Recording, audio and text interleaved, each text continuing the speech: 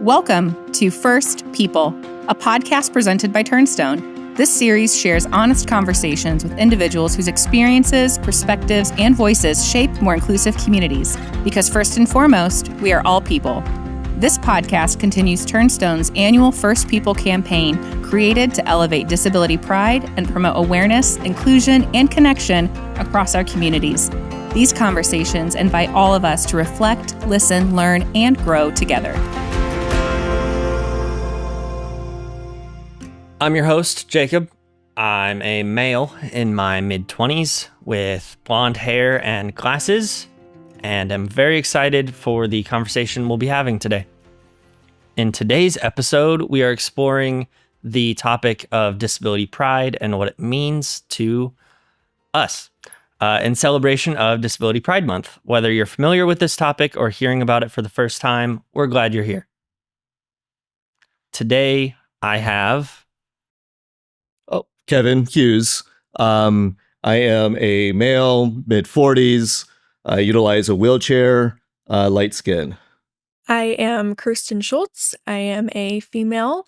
I am pale, and I use a wheelchair full-time. All right. Well, start simple. What is your personal definition of disability pride?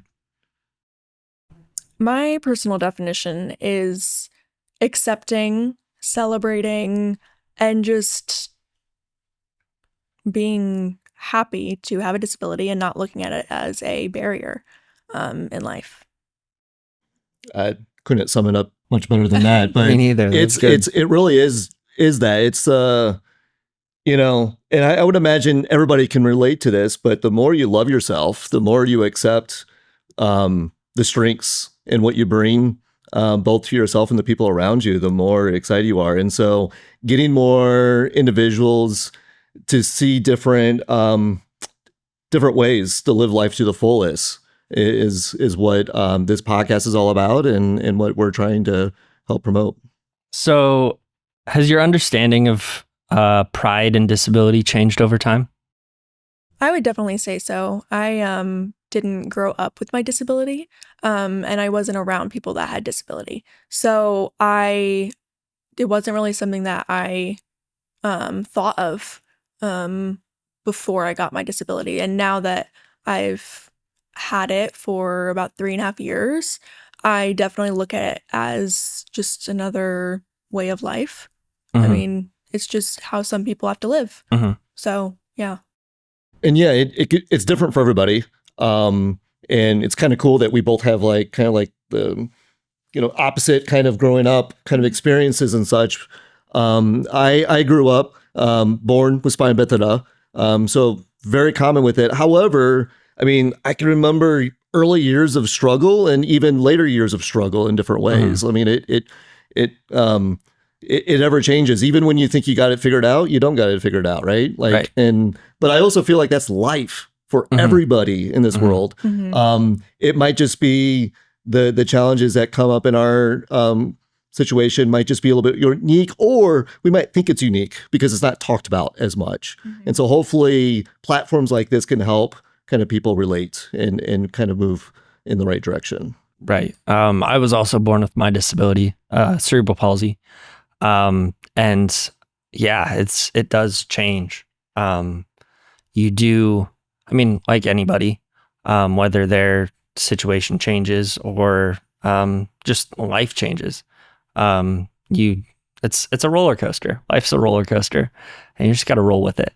And that's the fun part of life. Mm-hmm. Being disabled makes it a little bit more challenging, but a lot more fun, yeah. I would say, too. What does authentic inclusion look like to you? I think it's being included in things because you're a person and not because you have a disability. Not just, oh, you can go in front of me in the line because I'm in a wheelchair, or, oh, you can have this for free because I'm in a wheelchair. It's just, maybe that's a kind person doing a kind thing. So I feel like inclusion should just include everybody, no matter, what their disability is, what their race is, ethnicity, anything like that. Mm-hmm. Yeah, I mean that's the scope of life, right? People don't want to feel like they're included because they feel like they have to be included, right? Like, oh, well, we got to leave one spot open for you, or we got, to do this just because it's required, or, whatever it might be. You want to feel like it's this natural, right? And that's everybody in life. It's like maybe growing up and, and you're invited to a birthday party because they had to. Like, no, you want to be invited because people, you enjoy everybody around the group and so on. So being authentic is just being authentic. Do you guys have any stories about when your pride for your disability was maybe at its lowest and then where it was at its highest? Yeah, for me, so because I got transverse myelitis, which is my disability, it's an autoimmune condition that affects my spine. But when I got it, I was 16. So I, grew up without it and everything. But when I first got my disability, I was making progress in different areas and everything. And so I felt like I didn't belong in the disability community. Like I felt like, well, I'm going to get better. I'm not going to be here for long. I'm just kind of, skating through. And so I kind of felt like, well, I can't really be involved in adaptive sports. I can't really be involved in different groups and different things because this isn't my community. I don't belong here. And so for a while, I almost felt like it was a fake and like I, wasn't allowed to be in those things. And that was definitely the lowest time. And that was a lot of work I had to do in therapy and working through that. Just because I got my disability later in life doesn't mean that it's not valid. With the disability community, you can join it at any time with anything. It's very broad. So that was definitely when it was the lowest. I would say when it's been the highest was probably this recent Power Soccer Nationals that was held at Turnstone. I really felt like I belonged and I felt proud to, show up and do my thing. And I loved seeing all the people that were like me, but different in so many ways as well. So that's probably when it's been the highest, was at Nationals. Okay. Kevin? I kind of chuckled a little bit when you said join the club. I was just thinking, this is not an excuse on the 4th of July to blow off your finger or the limb. Right, yeah. Like as much as we want you to join the club, we don't want it to be purposeful. Yeah. But yeah, I have like more of your typical growing up as a kid and just having that embarrassing moment and thinking it's the disability, but then realizing later on in life it's not. But like I was involved with Boy Scouts, right? And so you're working on different badges and all that kind of stuff. And obviously I'm the only one that utilizes a wheelchair in this group. And we were like camping and it was a whole like weekend type thing. And part of it, we were fishing. And so I was over by the shoreline fishing like everybody else, having a good time. And as I went to reel out my cast, I did like a full leverage into the water. Oh no. Like, full style somersault. And, obviously completely embarrassed, like I'm beyond drenched with water, and we're camping. So it's not like, it's not like I can just dry my clothes or, and that kind of stuff. But anyways, looking back on it, any kid could have done that. It wasn't because I was in a wheelchair. Like any kid could have slipped and fell and could have just whatever. But in that moment, I could still remember, I felt like, if I wasn't in a wheelchair, this would have never happened. And, it's a real moment in that time. And, but like, I feel like those type of moments, because my parents were very strong advocates of me just doing life experiences, it was a good experience. It's something that all kids need to experience, ways to pick yourself back up, figuring out, it's not going to be perfect, but there's means to get around it. And, life moved on and, here we are all together now. So what's your most, what moment did you feel the most disability? Pride in your disability?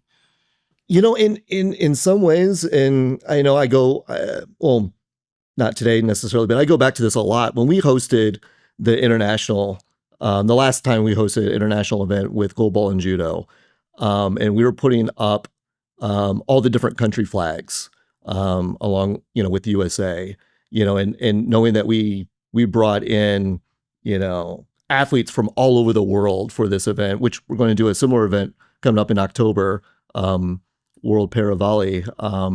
Get your tickets. But it was just a lot of pride that, we're putting on this biggest event, first time on American soil, all these kind of like first time things. And it's like that moment, it's like, whether it's a disability or not, I'm just was beyond prideful. And in many ways, that opportunity would not have existed if I didn't grow up with my disability.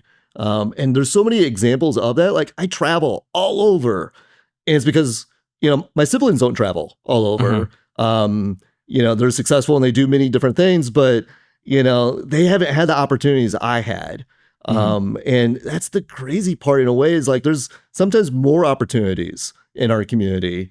It just really matters of what you seek out and what you want to get involved with.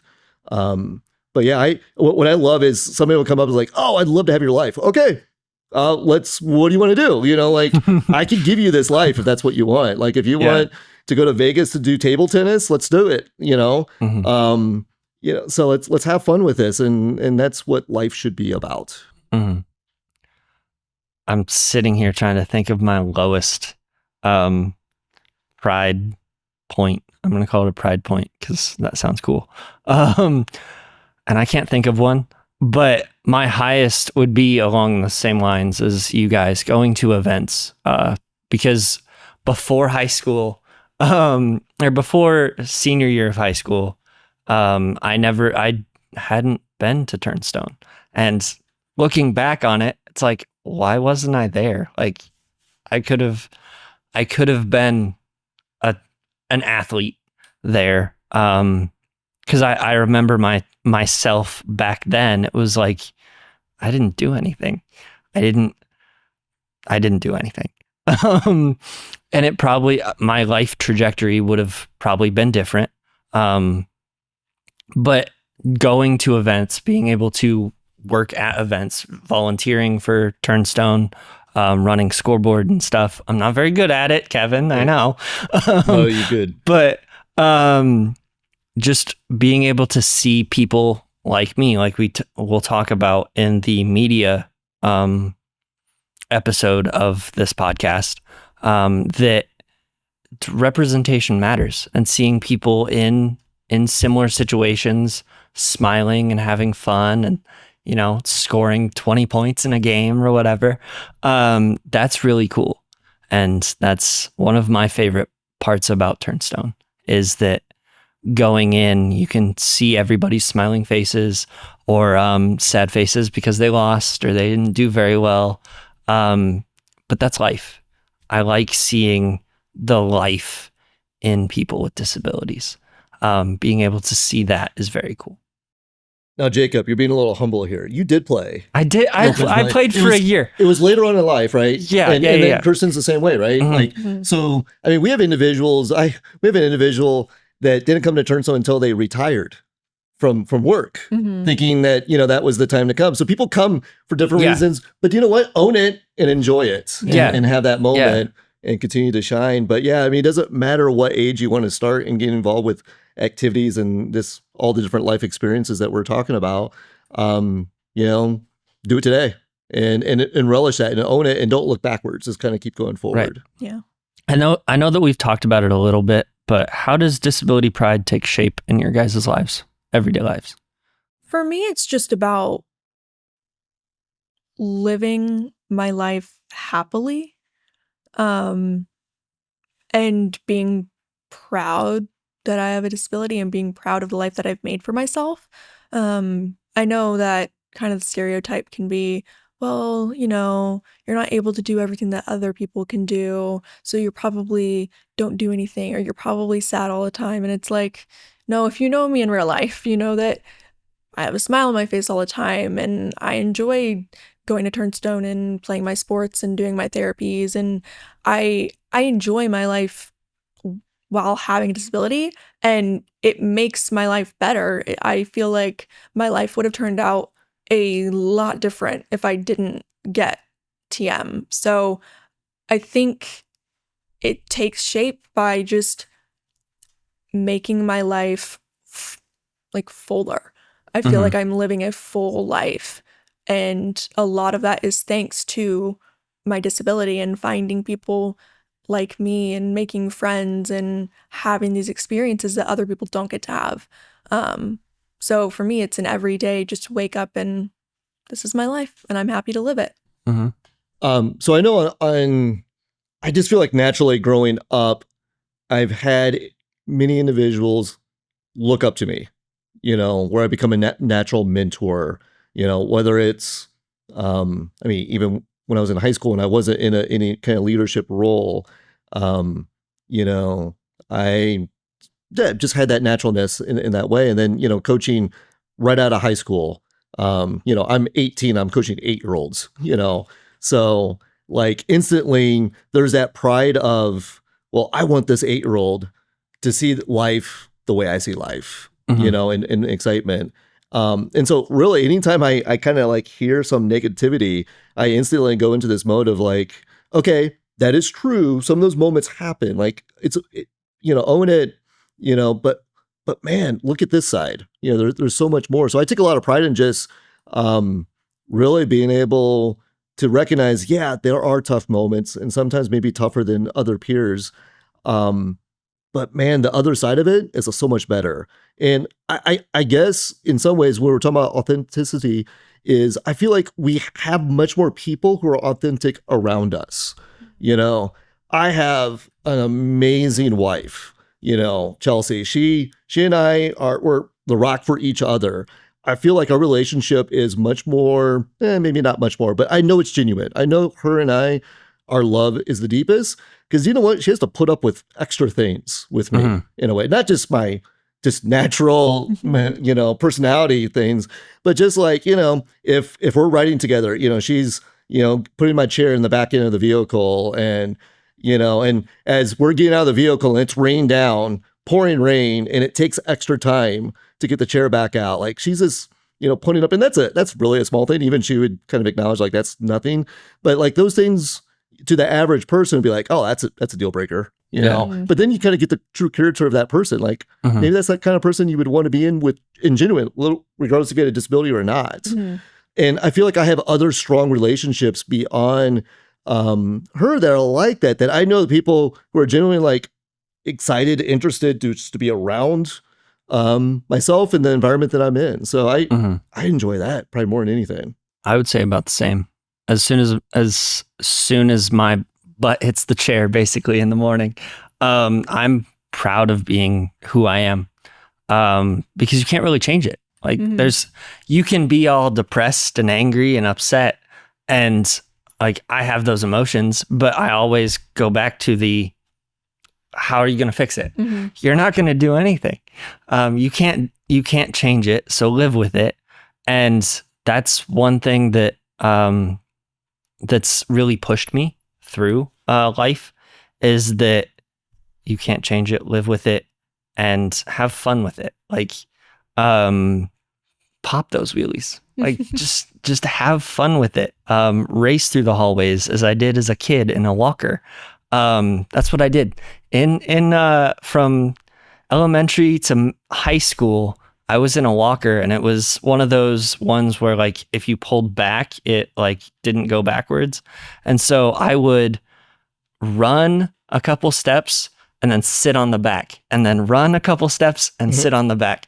And at one point in high school, I got so good at it that I would, to get around corners because I was going a little bit too fast, I would hop on the back and then push off the lockers and drift it.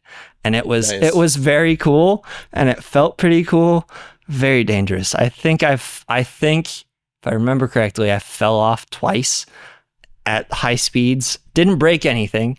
But yeah, it was those are some fun times. I like to go fast. Come on. I'm trying to think of all the individuals you might have hip checked.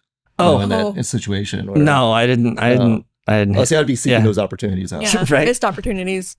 Or over at Huntington University, they have that giant hill. Yeah. And I was in a wheelchair at that time. And so I would I would have a class up the top of the hill. And then I would eat lunch at the DC, the Dining Commons, which is at the bottom of the hill. And so I would come up to the hill, get a little running start, and then zoom down the hill. It was so much fun. All that to say, have fun. Great. One thing just to add, if you don't mind, like let's say right now in this room, the three of us, we all utilize a wheelchair in different ways and so on. Everybody, the production group around us is going to remember the three of us, right? We stand out. That's awesome. And think about every environment you're in, you can stand out and be recognizable and be more marketable, and so on. Like I use that. Like I know when I go into most rooms, even if I'm with other individuals that are like myself, we're going to all stand out. If anything, I'm going to try to stand out even more, right? But like you could use that to your marketability, to your whole life trajectory. So own it. The more you own it, the more people recognize that and want to be around you. I think that's why I make not sarcastic comments, but so many like puns and things about my disability is because it makes people more comfortable with your disability, but it's funny. You got to laugh. Yeah. Because if you make somebody laugh, they're more comfortable with you. And then you can get down to the nitty gritty, as they say. But yeah, it's a whole lot of fun. Last question. It's kind of a long one. For people listening without disabilities, how do you think they can show support to the disability community? And follow-up question, can you give some personal examples of times when you felt the most supported by people outside of the disability community? Yeah, I would say for me, talk to us. You can talk to us. Make that first step. Yes. Yep. We're normal people, you can talk to us and have a real conversation. Also, you don't have to pity us. Right away, that being your first inclination, I get it. But you have to realize that most of us are living full lives. So talking to us, treating us like you would an able-bodied person, I think those are very easy steps that you can take. And then I think another one would be include us. Because I feel like a lot of the times, and I've had instances where I've had friends that are having birthday parties and they're going to be going bowling or they're going to be doing volleyball. And so they won't invite me because, I don't know if she can do that. Let me make that decision. Let me say, I don't know if I can do that, but I still want to come. Or actually, I can't do that. Thanks for letting me know, though. So I think just including us, talking to us, just treating us like we're normal people because we are, I think that can go a really long way. I think one thing is that with my family specifically is, a lot of times you kind of get those, I hope a miracle will happen and you're all better, or, I'll be praying for you. And I just kind of say, okay, if you want to pray for me to be healthy, I'll take that. But I don't need anything else changed. I'm happy with how I am. So please actually don't mess it up for me. I already, it's taken me 3.5 years to get where I am. Let's leave it where it is. Let's not mess with that. So I think just, also realizing that a miracle isn't needed always, and I think you can just treat us like, we're normal people. That was well done. Thank you. That's I couldn't have said it anywhere better. I think you should have your own podcast maybe. Oh.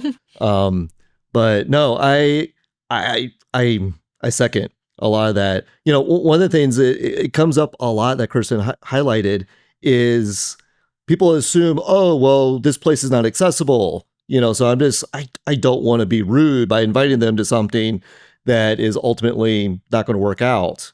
Man, there are so many different accommodations and ways to make it work. To get on the stage, obviously there's a ramp, that's a simple one. But, I don't know how many times I found out later I didn't get invited because there were steps and the individual didn't want to put, the extra, I don't know, burden, thought, whatever it might have been. But in their mind, they were definitely overthinking it, you know, because there are solutions.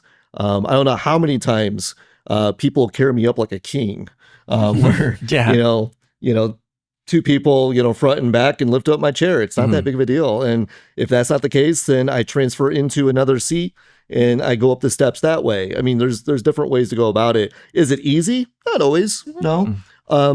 But at least let us say no. In that example. It also is possible. Sometimes it might just be like, well, let's change up the environment. You know, maybe that environment, maybe we can find something better for everybody in that sense. But yeah, just being open-minded of letting us be in that driver's seat in a way, and not assuming. But yeah, just being included.